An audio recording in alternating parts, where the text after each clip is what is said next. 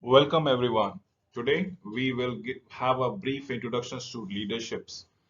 We will understand leadership, what exactly it is all about it. Remember, this particular video has been made in a concise fashion, and probably we will not be able to explore all the aspects of leadership. Just for your sake, it will be a brief introduction as to one of the attributes of leadership that we'll talk about it. Yes, I will spell out the outlines for complete leadership paradigm thereby, but probably discuss the initial part since this is an introductory videos, and I am sure most of you will be following up with all the rest of the videos that will be there in the repository. So let us proceed. If your action inspires others to dream more, learn more, or do more and become more, then probably you are a leader. So if you can inspire somebody else to basically perform beyond their skills, that means you're enabling others to perform, probably compete, and in the at the end of it, excel beyond their abilities, and that is what will make you a leader as such. There are examples. I have given you certain global examples right out here in this particular slide. Changes, remember, will not come if you wait for some other person or for some other time. We are the ones we have been waiting for. We are the change that we seek. Remember, change begins with oneself. Everything that you want to see change in others, if you will be able to see them only if you change yourself per se. So yes, it is you as a inborn being out here, which will have all the qualities to excel and in fact enable others to perform to the optimum level. Remember, we are individually leaders in our own right, in our own self-respect. So let us understand the agenda. I will be talking about leadership, what are the practice, the value sets, the skill, attitude, and behavior, and the development areas. Definitely, I will highlight only of one of those areas of in this particular presentation, but we'll give you the whole gamut of aspect of what leadership is all about it. So, what exactly is leadership? It is a transactional process. Definitely, yes. A leader affects and is get affected by the followers per se, as you might have understood by now. So, leadership is a transaction process. A leader affects and is affected by follower. Leadership is transitional within a team. Leadership moves around the team dependent on the stage of the process. Remember, leadership involves influences in a group with a singular purpose. Without influence, leadership doesn't exist. So you have to work in tandem, in cooperation with one another, and probably the person you are looking up to, or the person who is leading the charge, that is a person who all about leadership. And individually, every one of us have an inborn leader qualities all together. Remember, this is what should be exploited to influence the group and probably look for a unified mission or a purpose thereby. Remember, leadership involves attaining of goals and directing a group of individuals to achieve their way. So essentially, leadership is a transactional process. It is transitional in nature. It is a sense of an influence, or it is achievement of goals that we are looking into it. So it is a multifactorial distinct from management. This is what I wanted to stress upon it in leadership. I again repeat, transactional process, transitional in nature. Involves the influences on others. And last but not the least is all about objectivities and the goal orientation, which a leadership should be able to achieve them. So that is what is a multifactorial and distinct from the management the cases might be. Now, the concept is all about self leadership or shared leadership. What exactly we're looking into it.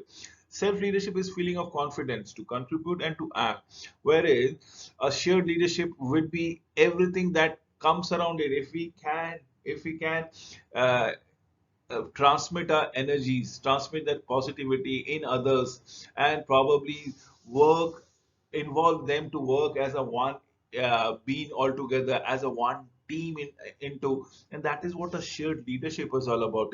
It's a dynamic, interactive influencing process among individuals within a group. So definitely, yes, leadership is not restricted to those who hold the designated leadership roles. Definitely not true. I have stated in the very earnestly in the very beginning of this presentation, essentially there is a qualities of leaders ingrained in each of us. Acts of leadership can come from any individual in an organization as appropriate at different time. There is a collective shared responsibility for success of the organization and its services thereby. Emphasis, teamwork, and collaboration. Objective is to lead one another to achieve group goals thereby, as the keys might continue to go around it. So exactly, it is a process where an individual influences a group which comprises of many individuals. Why? To achieve a particular goal. So a process where an individual influences team members to for the process of achieving a goal or objective, and that is what is leadership is all about it. I've given you a slide of a football team, and probably one of the most common or most recognized football team around the globe is that of Manchester United. This shows a team, and there is a captain. This captain is what we are looking as a leader. Now, the problems of leadership. There are many examples of poor practices, probably even system failure within where there's a lack of leadership at an individual level, at a collective level, or even for that matter, at a system level. It has been identified as an important factors altogether, and that is what we are looking to. With For example, we have seen that after sales service being delivered may not be optimal and the system itself will be built over many years, may have been designed or may not have been designed to meet the evolving requirement of the customer. Or should I say with economic and other challenges facing, it will be imperative that the frontline staff have leadership knowledge, skills, behavior to drive radical service redesign and improvement as the case might be. Nothing else we are talking around.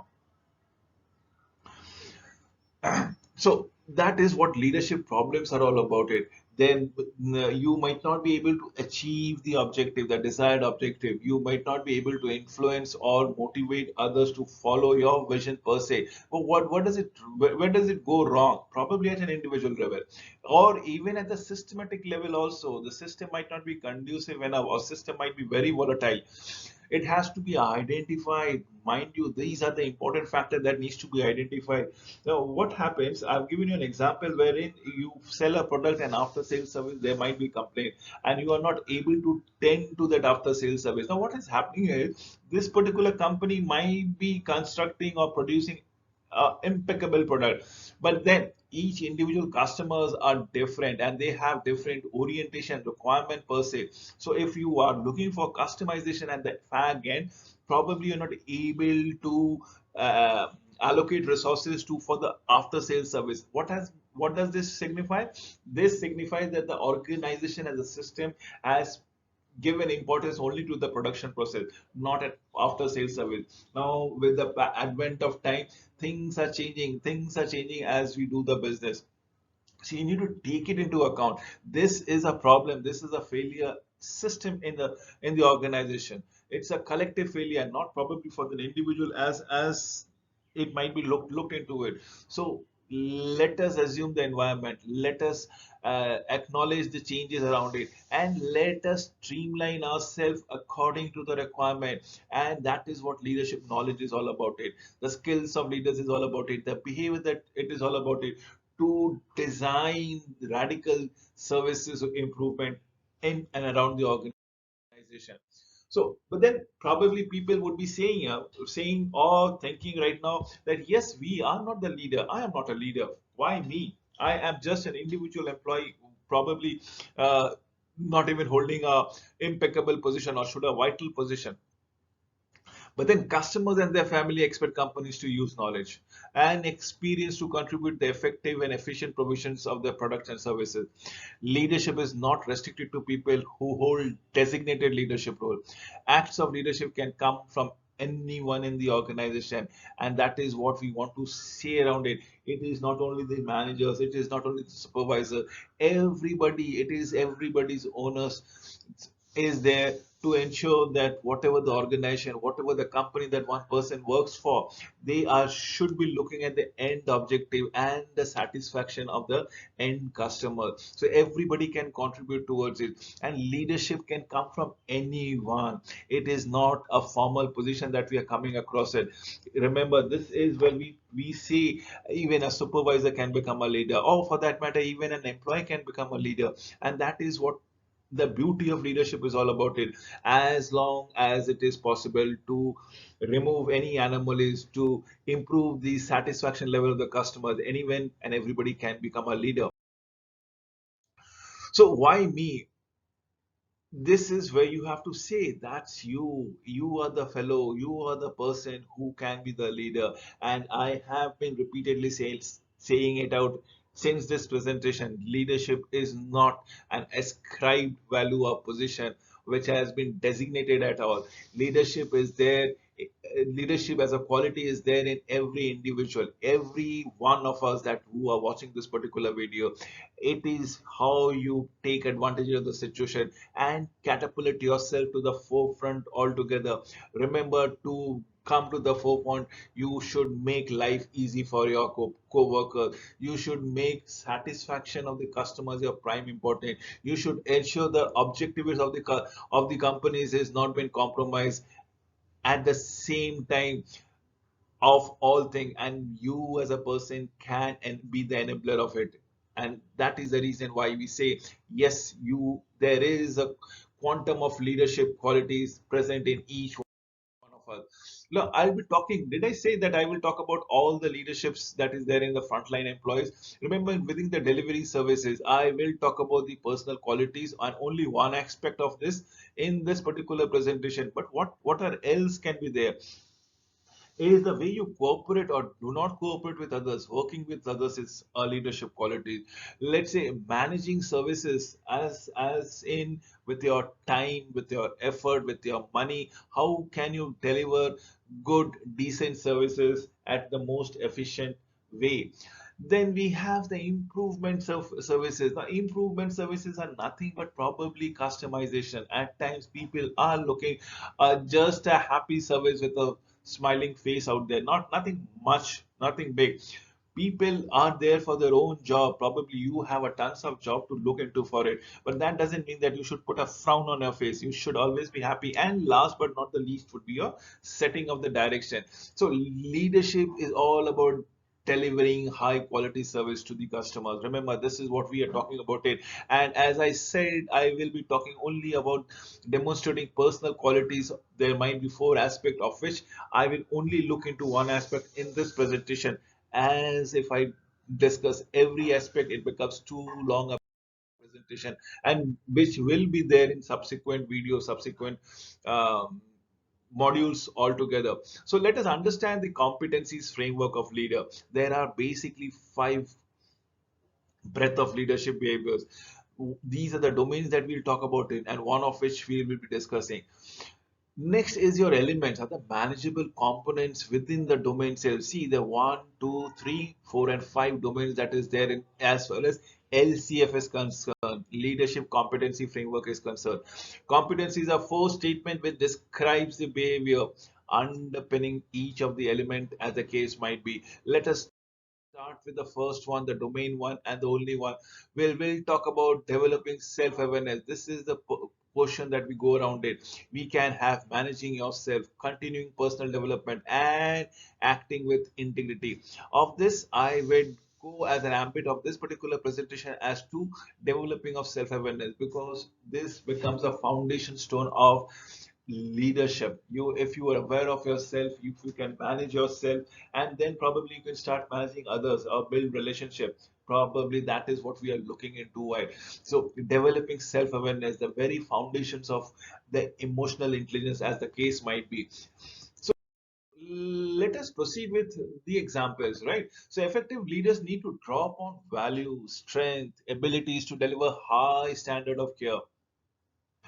Remember, we are talking about developing self-awareness. This is what we are looking into it, the first aspect. So leadership, effective leaders need to understand the perspective, the situation, and need to extrapolate that situation with their values, strength, and abilities, or probably with their experiences also. And that is what we are looking forward to it. So contextual descriptions, let's say in personal qualities, we are looking at self-awareness. Yes, definitely yes.